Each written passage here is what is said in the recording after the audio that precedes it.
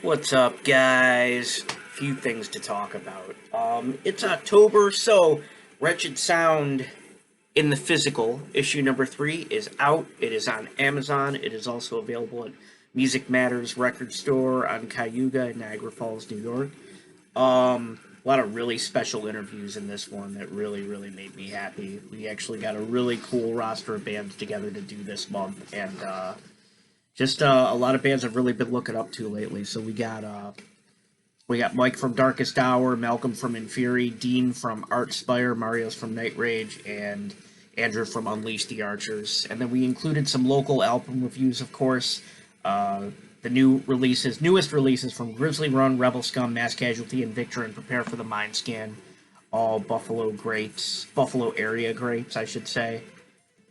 Except in Victra, and I think they're from like Leroy area, but Joe, who was in Nuclear Winter, is in that project. So, and the special guest this month is Claire Lamb, Dean from Archspire's wife, Claire, who does Clane's World on YouTube, and she also plays in a kick-ass band from Vancouver called the Hallowed Catharsis.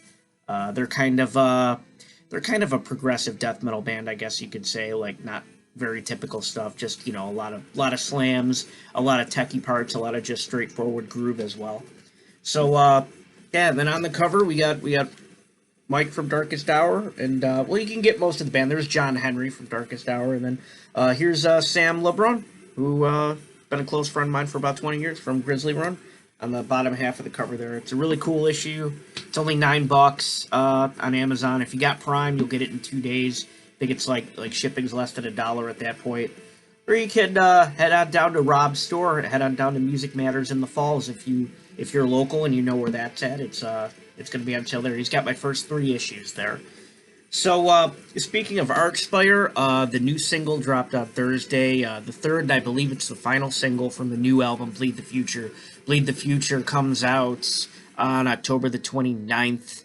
And their CD release show is, I believe it's either the following day or on Halloween in Vancouver.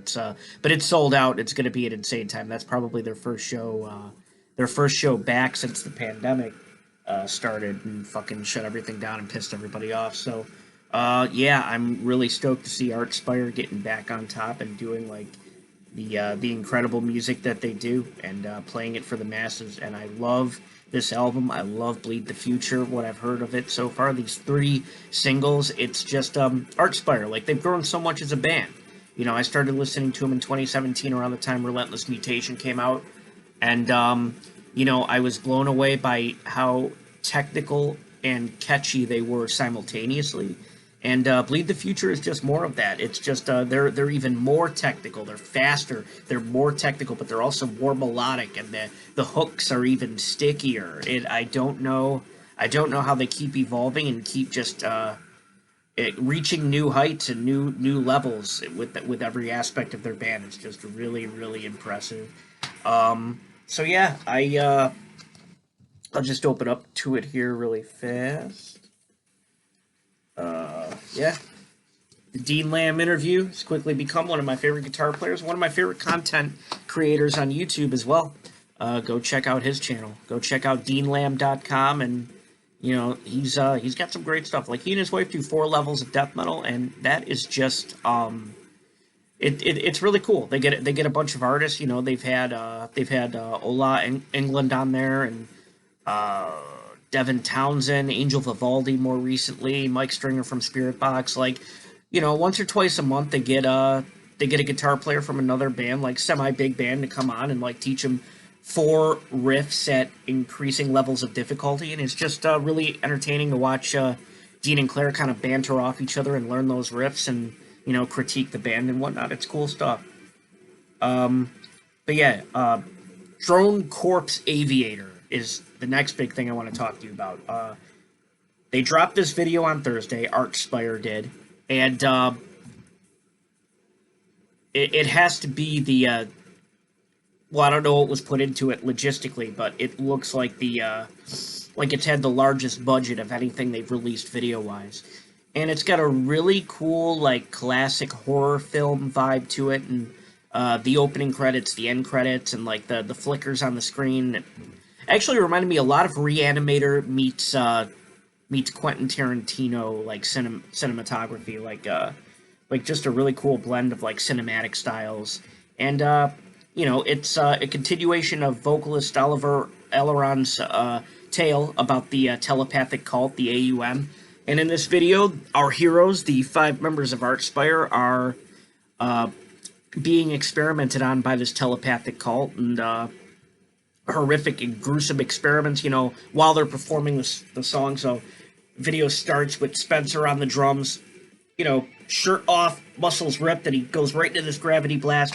And then you got the creepy little AUM guys coming up behind him and doing like surgery and putting like biomechanical implants in his back, and it's really cool stuff. They go through all the members and all these different experiments, and it's just something really cool to watch. So that's called Drone Corpse Aviator. Even if you're not into tech death, like, watch the video. The video is really fucking cool. It's like a short. It's like a classic horror short film. Really fucking awesome. Very well done. And the concept, they had a really cool extra character play it. I believe it is the character, the Drone Corpse Aviator, and he is just experimenting on these bodies and manipulating them, and, you know, just driving these corpses around with his mind, I'm assuming, like. And what I gathered from it, from Ali's lyrics and just the whole, like, AUM story up to present, it's just a story about a guy who uses his mind to control an army, to mobilize an army of corpses that are all extensions of himself. And, yeah, amazing song, amazing video, check it out.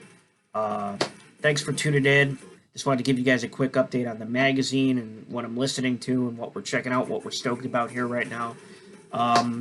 Darkest Hour fans, again, yeah, they've been a favorite band of mine for 20 years. I loved having them in the magazine this month. Darkest Hour is finally on Bandcamp. Bandcamp Friday was yesterday. One album that a lot of fans always complain that they can't get a hold of is the very first album, Mark of the Judas. A lot of people mistakenly think that So Sedated, So Secure was the first Darkest Hour album. It was actually Mark of the Judas, and Mark of the Judas, they had some label issues at the time. They couldn't get, the label that released the record ended up closing, and the next record label wouldn't pick it up because the album had technically already been purchased and distributed by the label that had closed down. So that's the short story. So yeah, Mark of the Judas is out there. I think the whole discography is out there, and some new merch. So if you love Darkest Hour, go check that shit out. Yeah, as far as, like, the local stuff goes, that, like, I'm plugging this month, like, Grizzly Run is, like, modern metalcore, and they are, like, one of the hardest working bands in town right now. Like, they are just, they're just getting on all the big shows and making all the right business moves, and they had the, they had a guitar sponsorship somewhere in there. Balaguer, I think, is the company. I'm probably butchering that name. Pretty bad with names. But yeah, like, getting on big shows, making the out-of-town contacts, getting the guitar sponsorships, like, that's so important. Rebel Scum, this is local music scene hero Erickson Murray's band. He's playing drums for this, like, this thrash outfit, but it's like, they were more thrash, and now they're kind of like a black and roll band. I was asking him how he wanted me to describe them, and, like, closest thing for if you listen to the new record, Ritual Sin, it's black and roll, for sure. I guess that would be the best way to put it. Invictra is like, we have like a local Trivium in town. Like, they're like Buffalo or Western New York's Trivium, I guess. But with a lot of, like, the old school thrash influence. Like, you know, they sound like they sound like Anthrax, they sound like Testament, they sound like Megadeth and old school Metallica. But, you know, the newer style, like classic 80s, 90s representations of like the big four, but then they have like that newer thrash, newer melodic metal sound to them. And that's what reminds me of Trivium with those guys. So it's really cool to have a band like that, eclectic and talented, in town. Mass Casualty, the new album, Death Count, is ridiculous. It's super heavy. It's you know, it's not very technical, but it's very, like, in your face, to the point, brutal, just a really solid, like, listen. Like, they're another band that's really grown, you know, and, you know, a few lineup changes have been responsible for their growth and their maturity as a band. But now, the new record, Death Count, is just it's just a really it's a complete meal. It's just a solid death metal record, and the riffs and everything they have going on, and like the different vocal layerings between Chad, Chris, and Tommy. Like it's all just very it's surprisingly like multi-dimensional and busy for how simple and straightforward the music honestly is. So it's a really cool juxtaposition there. Prepare for the Mind Scan. Miniature Cube Drone Attack. That was the last one they put out. That was actually in 2020, but they'll be back in the studio again soon. And they're just an in-your-face power violence grindcore band, and they're super consistent and super brutal and up your ass. And that's a band you should check out if you're into that style. So yeah, I mean, I guess that's really all I have to say about this month's hard copy magazine and what's going on here at the zine, and then like other music that we're checking out. So yeah, almost to 100 subscribers. Hit the subscribe button, please. Even if you're not going to check out the channel, even if I'm annoying the shit out of you right now, just don't bother hitting the notification bell. Just hit subscribe, because I think I just need like 4 more people at this point, and then I can get a custom YouTube URL. That's why I keep posting about it, because I want it to be youtube.com/wretched sound. I don't want to deal with all these letters and numbers anymore. Like, I want to have a solid YouTube URL. So like that's the biggest focus right now for me. All right, thanks for checking this out, guys, and I'll be talking to you. Billy Page and I will be back with our Black Sabbath podcast. The next album we're checking out is Cross Purposes, and we'll be posting our discussion on that at some point next week, right here on the channel. So yeah, that's what's going on. Thanks for tuning in. Thanks for watching. Hit subscribe, like, leave a comment, if you will. Peace.